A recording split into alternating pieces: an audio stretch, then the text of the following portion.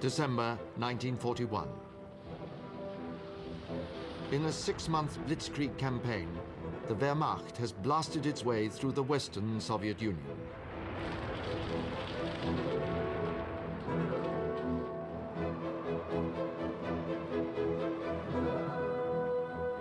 German troops approach the outskirts of Moscow, less than 20 miles from the city.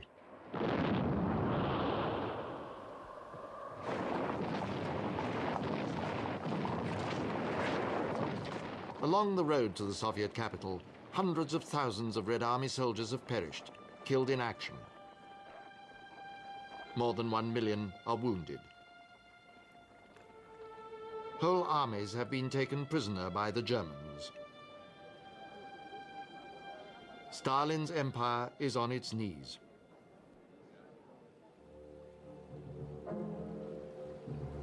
The nightmare began just 6 months earlier, on the morning of the 21st of June. For Soviet citizens, the dawn of just another day. Yet along a line stretching from the Baltic to the Black Sea, 3 million German soldiers are moving into position, awaiting the Führer's order to launch Operation Barbarossa. The most brutal conflict between two nations in recorded history is about to begin.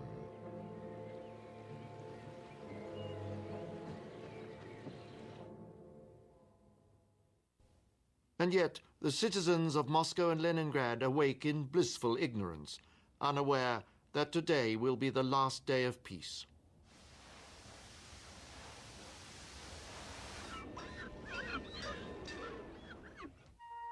But Zhukov and Timoshenko, Stalin's senior commanders, are nervous.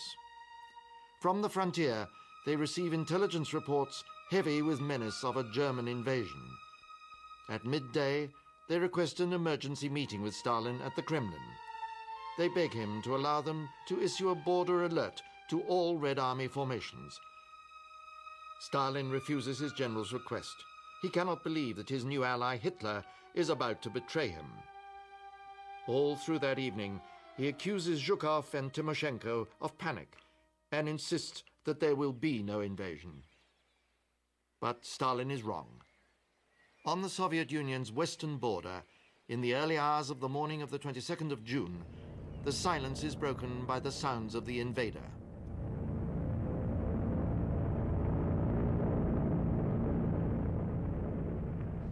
Three million German troops and thousands of tanks storm the entire length of the frontier.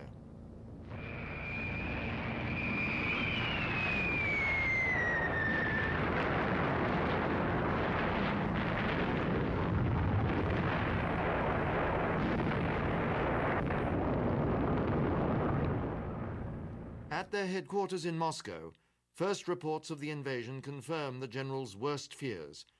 Zhukov immediately telephones Stalin at his dacha outside Moscow.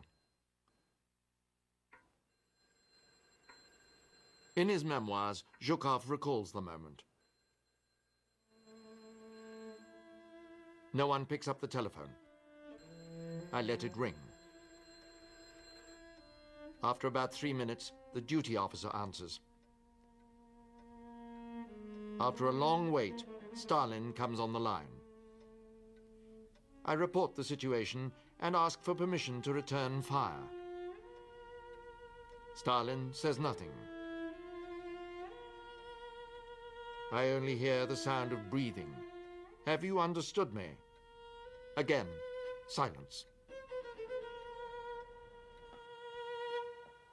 A stunned and speechless Stalin allows vital hours to pass. He orders his military commanders to meet him at the Kremlin, but he refuses to give the order for the Red Army to return fire. Meanwhile, the Germans are bombing Soviet cities and killing Soviet citizens. Panzer units sweeping east are already deep inside Soviet territory. Chaos multiplies the catastrophe. Without orders from the Kremlin, Red Army field commanders lose control of their units. Dazed, cut off, surrounded, thousands of Soviet soldiers surrender.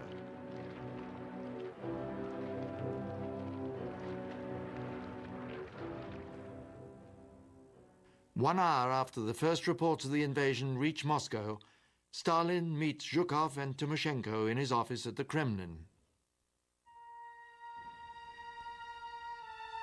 Still, he refuses to allow Soviet troops to open fire on the enemy. He is adamant that reports of the invasion are untrue, or if they are true, that the attack is an act of provocation organized without Hitler's consent. Foreign Minister Molotov is instructed to find out, is this really war? Only when Molotov confirms foreign press reports does Stalin finally give the order to fire on the Nazi invader. An old soldier, Vyacheslav Semyonov, remembers the confusion in the first hours of the war.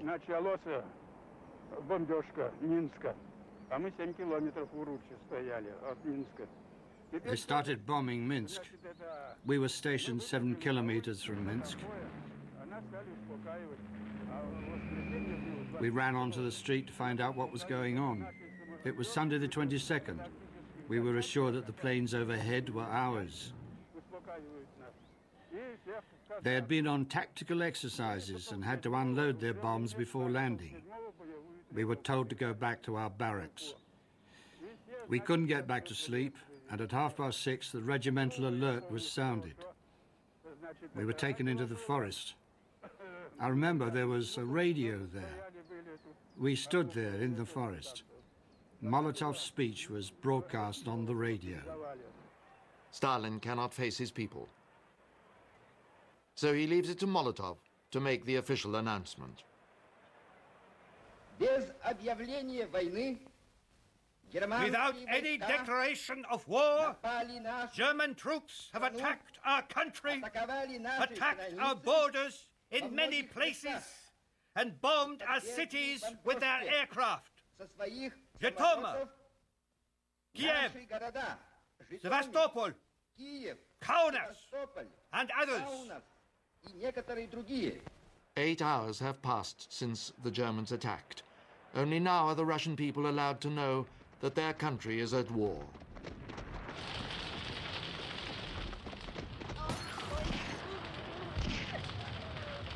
And at the height of the Wehrmacht's ferocious onslaught, Stalin disappears completely.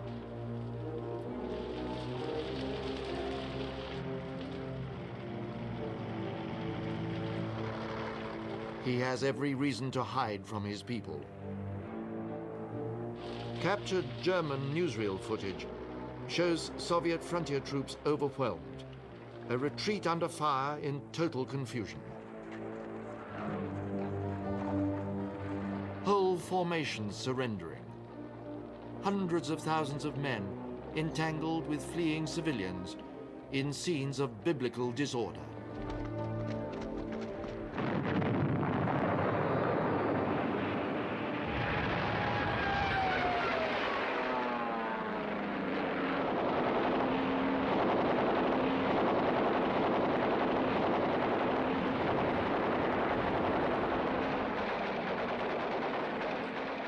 On the first day of Barbarossa alone, 1,200 Soviet aircraft are destroyed in a single strike.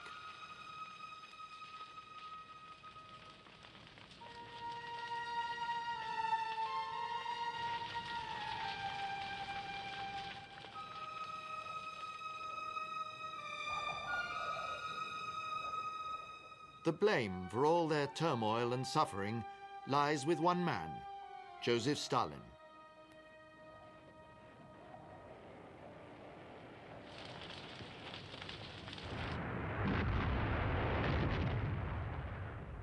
His purges of the military in the late 30s have paralyzed the Red Army command.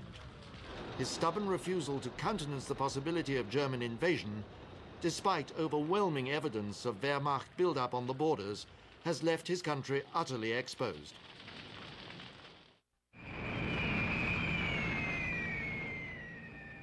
In the fateful first week of the war, when his country has most need of him, Stalin, the man of steel, retires to his dacha and collapses into panic-stricken immobility. Aware of his personal failure and that he has been outwitted by Hitler, Stalin is above all stunned by the sheer speed of the German advance. Professor Volker Gonov, military historian, has unique access to Stalin's private papers. The Germans had taken just 6 days to reach the outskirts of Minsk, and it was reported to Stalin that their advance units were already east of Minsk. Stalin completely lost his nerve. He was in a state of shock, but he had not completely lost control. "How can that be? You must be mistaken," he said. "How can the Germans be in Minsk?" He could not in any way accept that the Germans could have got to Minsk in 6 days, in less than a week. And as it was proved later, he was in a terrible state of shock and had to spend several days at his dacha. It was there, at the dacha, that members of the Politburo finally brought him back to his senses. Molotov and other members of the Politburo visit the stricken Stalin at his dacha. They plead with him to take control, asking if he is willing to lead the State Defense Committee. He agrees. 4 years on, Stalin will confess to one of his aides that he thought Molotov and his colleagues had come to demand his resignation. Shaken into action by their visit, the man of steel returns. On July the 3rd, after 11 long and painful days, he at last emerges from his dacha to address the nation.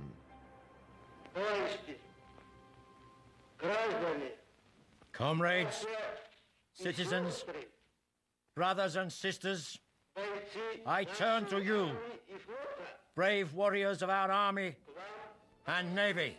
At this grave hour, the same Stalin whose policy of collectivization has dispossessed millions, who has destroyed his best generals and the flower of the nation's intelligentsia, who has ordered hundreds of thousands of Soviet citizens to be shot or left to rot in slave labor camps.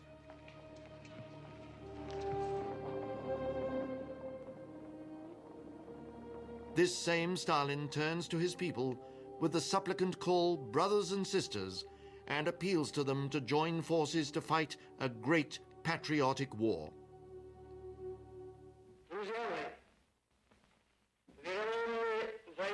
My friends, the treacherous invasion of our motherland, which began on the 22nd of June, continues despite the heroic resistance of the Red Army and despite the fact that the enemy's finest divisions and air squadrons have been destroyed.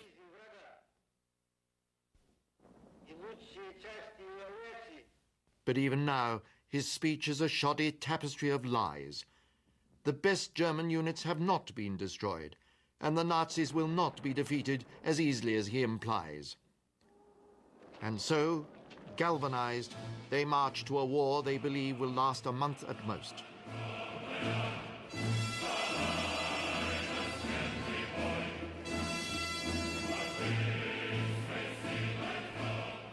In their worst nightmares, they do not imagine that it will take 4 years to defeat the invader.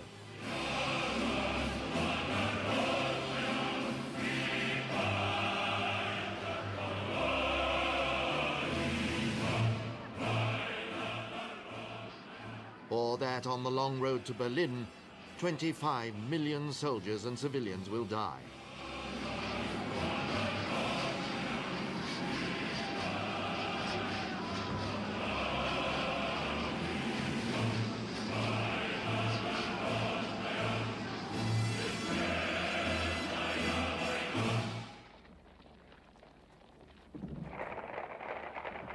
Yet there are some Soviet citizens who welcome the invader.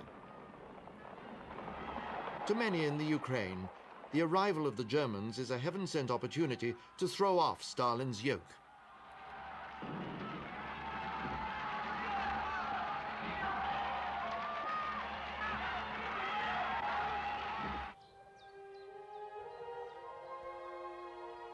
How can they forget the starvation of the 30s, the violent dispossessions, the loss of family and friends to camps and prisons?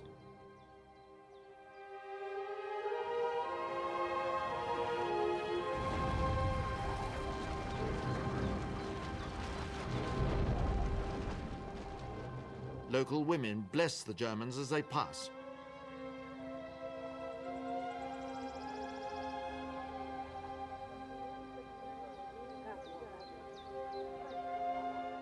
Their menfolk destroy reminders of a man who has terrorized them for years.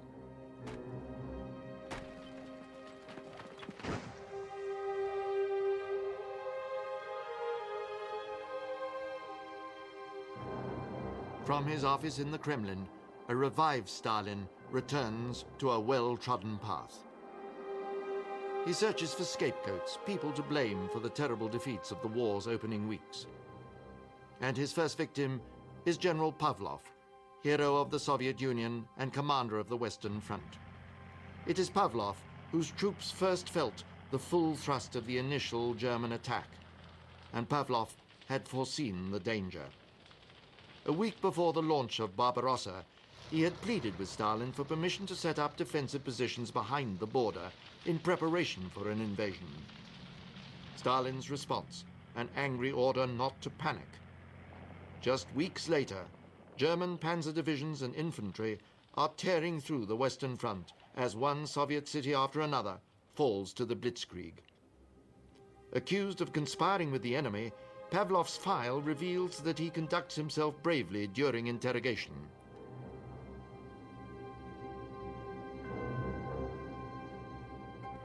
He refuses to confess any guilt and defends the conduct of his comrades.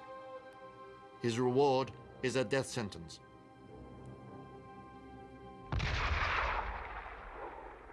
Still, the Germans drive east. They're at the outskirts of Kiev, Smolensk, and Leningrad.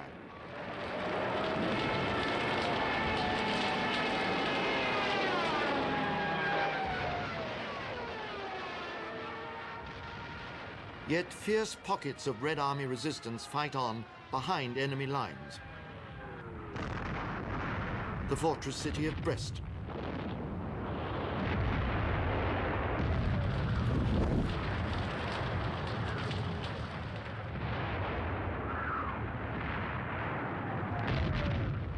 Menaced on all sides by German forces, it stands like a cliff against the raging sea.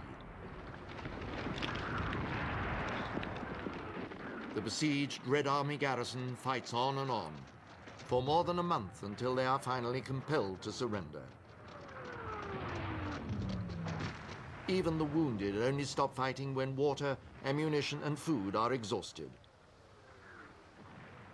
Hitler is so impressed by the tenacity of the Russian troops that he exercises rare clemency. Only one survivor is shot, the political officer at the fortress, Mikhail Fomin. The Führer cites the defense of Brest as an heroic effort, an example to his own soldiers.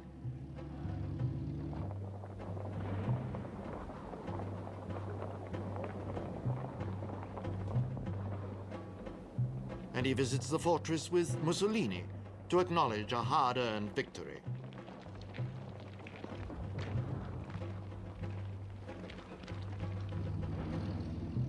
But for Stalin, the defenders of Brest are not heroes. Years later, after their release from German capture, he will send survivors to the Gulag. The Wehrmacht's rapid, relentless advance seems unstoppable. Traveling at up to 50 miles a day, panzer divisions are already approaching the heart of Stalin's empire. And in the middle of July, Stalin is forced to consider offering the Germans a negotiated peace.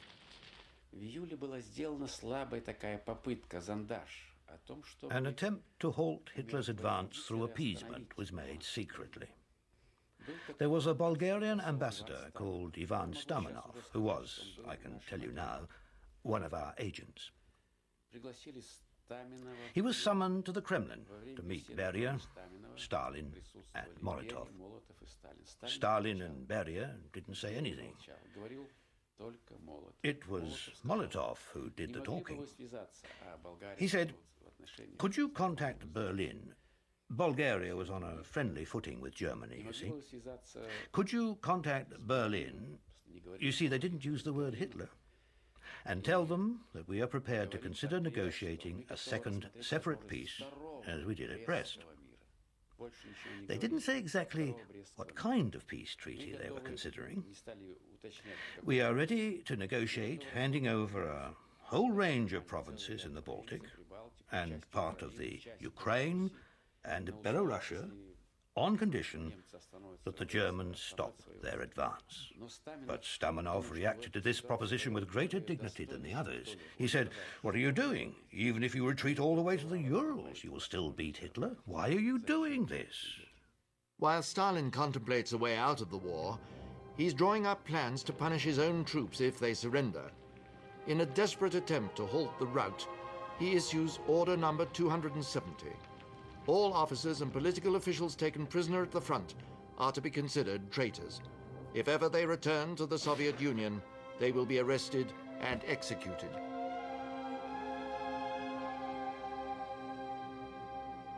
But the barbarity of Order 270 does not stop there. The wives of captured troops also face imprisonment in the Gulag. Now, with Moscow in range of the Luftwaffe, Stalin's own citadel of power comes directly under attack. The city's defenses are prepared.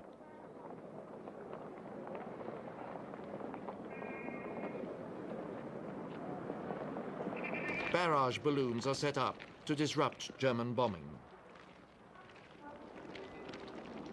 A round-the-clock watch is set up. But the Luftwaffe penetrates the defenses to bomb the center of the city, forcing citizens to take shelter in the subway.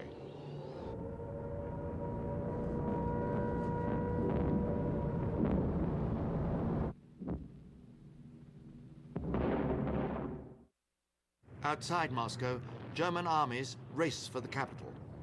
Elsewhere, Army Group North heads for Leningrad.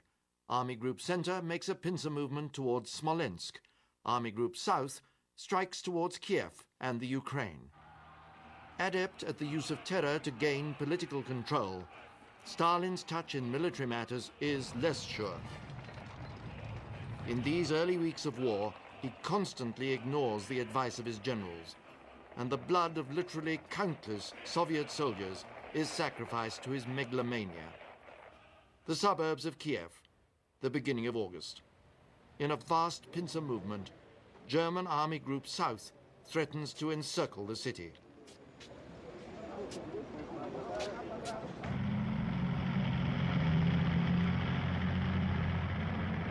General Kirponos, commander of the Southwestern Front, wants to retreat east of Kiev out of the pincer's claws.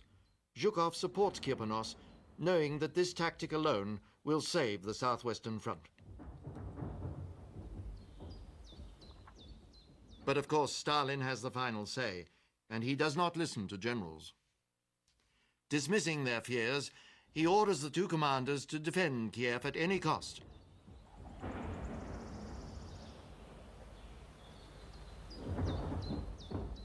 Kiev is and always will be Soviet, he insists. It is a deadly error. During August and the first 2 weeks of September, the Wehrmacht encircles a vast area crammed with Red Army troops. Thousands of square miles gripped in the German vice. 4 Soviet armies perish. Kirponos dies in combat. Hundreds of thousands of men are captured. A massive haul of weapons and equipment is seized.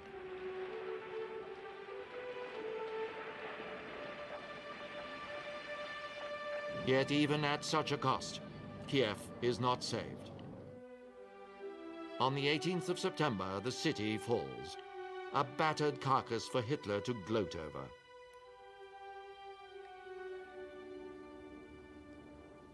The Führer is now lord of all he surveys.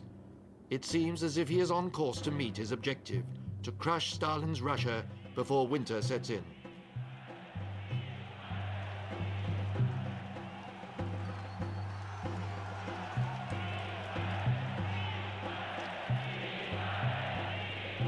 Far to the north of Kiev, Hitler knows that Leningrad also lies in mortal peril. Army Group North's charge across the Baltics, under the command of Field Marshal von Leb, means that the city is now within the Führer's grasp. For an entire month, Red Army troops isolated in Tallinn, the last bastion before Leningrad, had been fighting to hold the German advance from the south.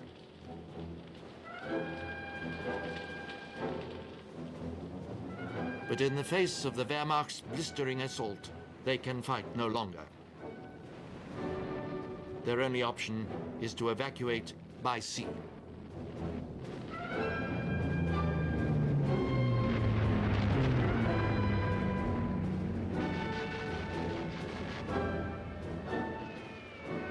But it will be an evacuation without air cover, across a heavily mined sea, under bombardment from German coastal artillery and the Luftwaffe.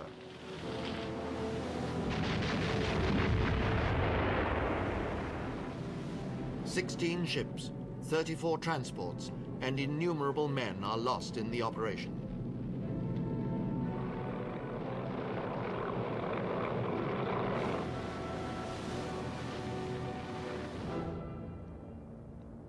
Leningrad lies ahead of the Wehrmacht, defenseless. German aerial forces are now concentrated for the attack.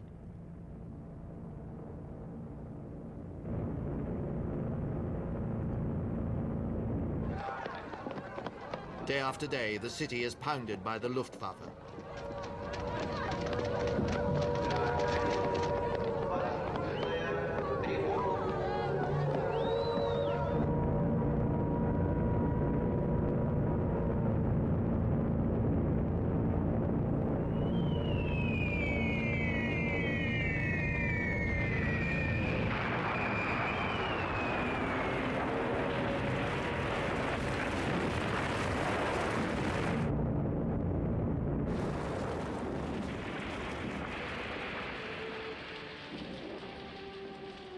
Hitler wants Leningrad wiped from the face of the earth, but its citizens keep the city alive.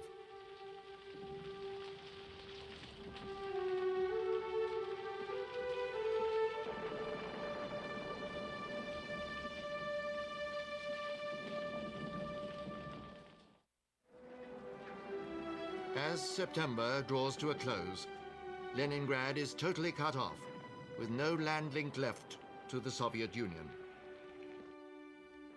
The city's defense committee is in crisis.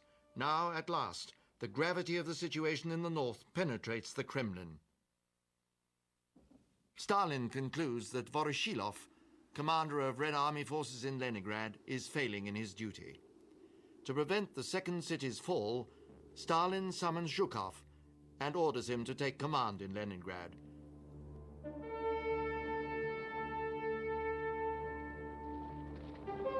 It is vital to rally the spirits of Leningrad's citizens, to mobilize its entire population.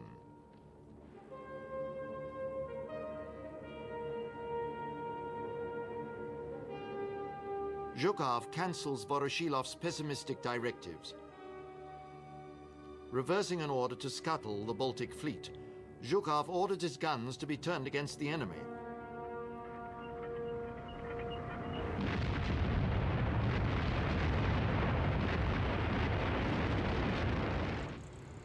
And factories, mined to self-destruct in the event of capitulation, are ordered back into production.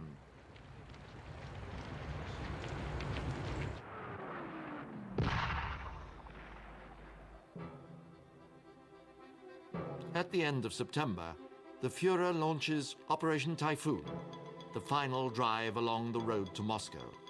Its aim? To encircle the Soviet army by driving both north and south of the Moscow highway, the pincers closing at Vyazma. It is an attack on the grand scale. The front stretches for more than 400 miles. 14 German tank and 74 infantry divisions, a total of 1.8 million officers and men, take part in the offensive. General Konev was commander of the Red Army's Western Front. Stalin has good cause for panic now. Facing a disaster that might sweep away the whole Soviet Union, Stalin calls for the one general with an unbroken record of success. He summons Zhukov to the Kremlin. В Москву прилетел уже вечером и сразу же направился.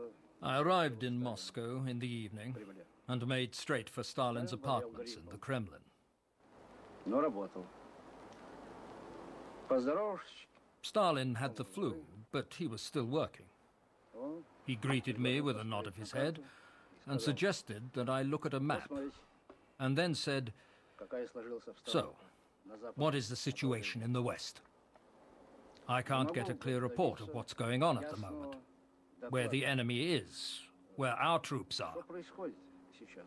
So, if you can go immediately to the headquarters of the Western Front, work out what the situation is, and phone me at any time, day or night, И позвоните мне. well, I'll be waiting for your call." Я буду ждать. 3 days later, on the 10th of October, Zhukov delivers a report laden with doom. Nothing stands between Hitler's armies and Moscow. На западном направлении, особенно на участке Западного фронта, To the west, especially in the Western Front sector, что все the situation was very serious. All the roads to Moscow were effectively open to the enemy. здесь The выигрышное only положение so-called то, что positive news немцы was that the main part of the German forces were pinned down by the activity of our troops surrounded in an area to the northwest of Vyazma. Stalin orders Zhukov to assume command of the Western Front, hoping that somehow he can prevent the Germans from taking the capital. He blames the debacle on Konev, who seems certain to go the way of Pavlov. Konev's fate hangs by a thread. В то время, являясь адъютантом, офицером для особо важных поручений команды. At that time, I was an adjutant, officer for special tasks, to Konev, the commander of the Western Front. По телефону, который Жуков And I had heard a telephone conversation between Stalin and Zhukov. They were discussing what should happen to Konev. So then the meeting took place. Разговоры до нас пока We had no idea what was on the agenda. Nothing had been sent to us by that time. прошло время. But later, when Zhukov, on the 10th of October, reported the situation back to Stalin, Stalin told him that they had decided to unite the forces of the two fronts and appoint Zhukov as the commander-in-chief. Stalin also said that the commission would deal with Konev and would probably pass his case to the Revolutionary Tribunal. This, as far as I understand it, was Zhukov's reply. He said, Pavlov was shot, but that changed nothing. The situation at the front didn't improve. Therefore, I don't recommend you to do the same to Konev. He is an immensely experienced and clever man, strong-willed and capable of establishing order. I request that you appoint him as my deputy.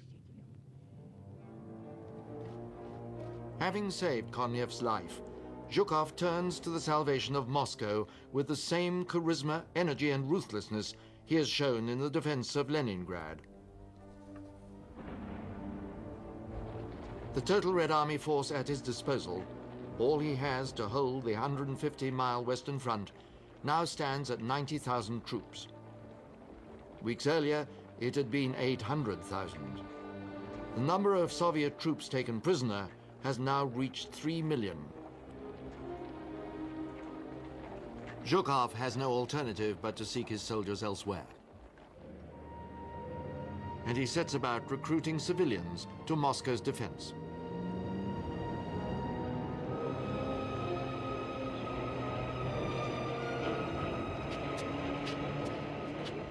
In the chill of winter's overture, 450,000 Muscovites, men, women, children, and old age pensioners, dig anti-tank ditches and expand the city's defenses. A people's militia is formed from academics, writers, students, and those kept from the front by age or disability. Few will live long. They have absolutely no military experience, and there is no time left to train them in more than the bare rudiments.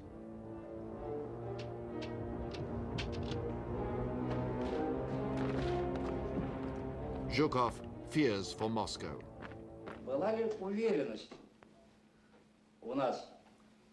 Were we confident at the staff headquarters at the front that we could hold our line of defense and to stop the enemy at the Mozhaisk border? I have to say, straight away, that we did not have total confidence. Podolsk, 30 miles from Moscow, the 14th of October. The Soviet officer cadet unit makes one last desperate attempt to halt the German advance. For a few crucial hours, they frustrate the enemy. But by the time the panzers roll past them, every cadet in the unit is dead.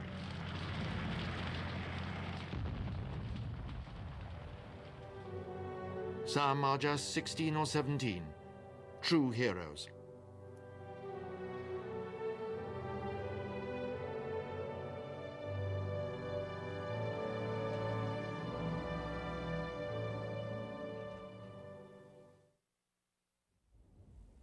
Members of the Soviet government are less willing to die for their country.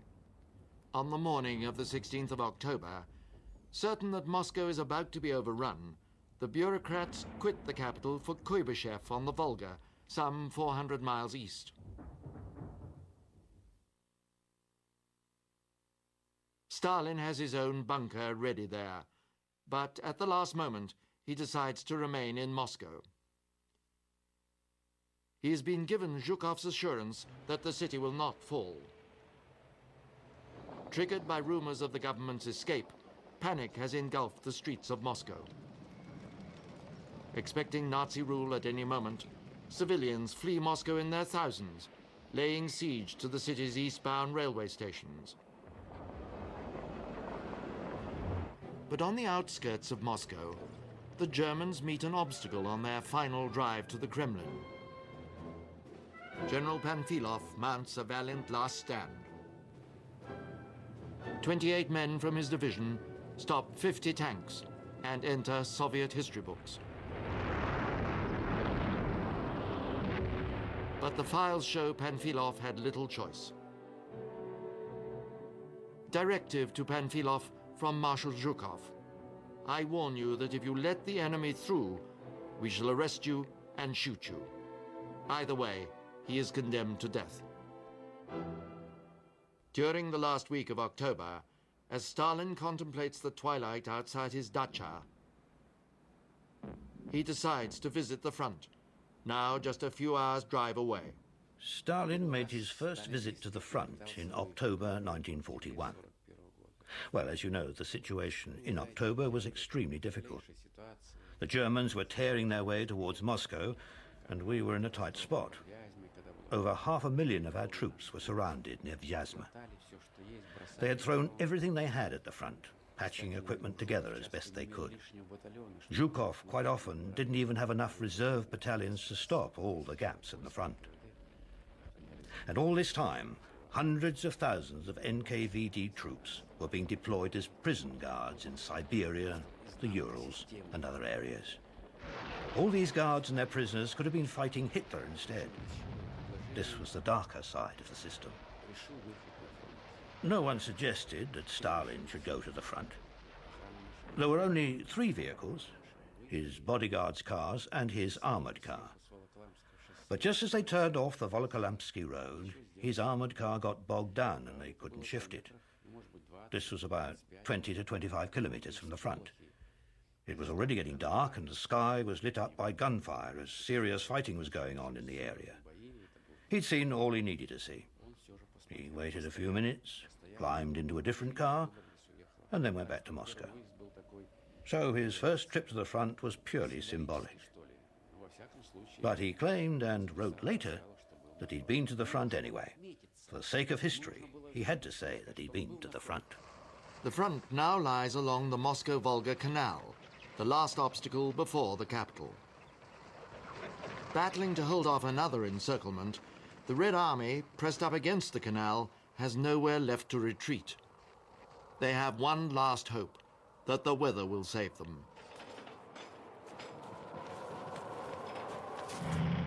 Sleet is turning to snow.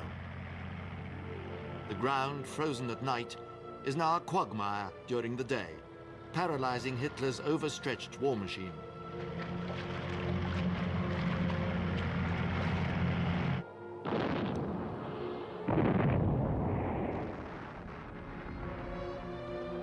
On the 2nd of December, German units reach Krasnaya Polyana, 17 miles from the center of Moscow.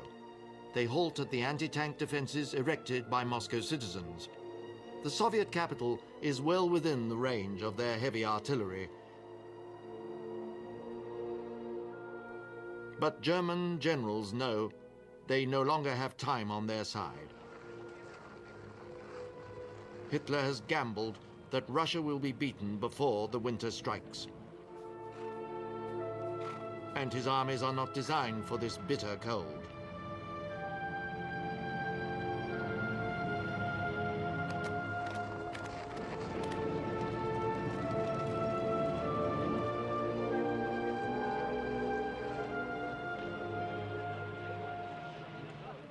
As the weather intensifies and temperatures plummet, the bleak truth is that the Germans have only days now before time turns decisively against them.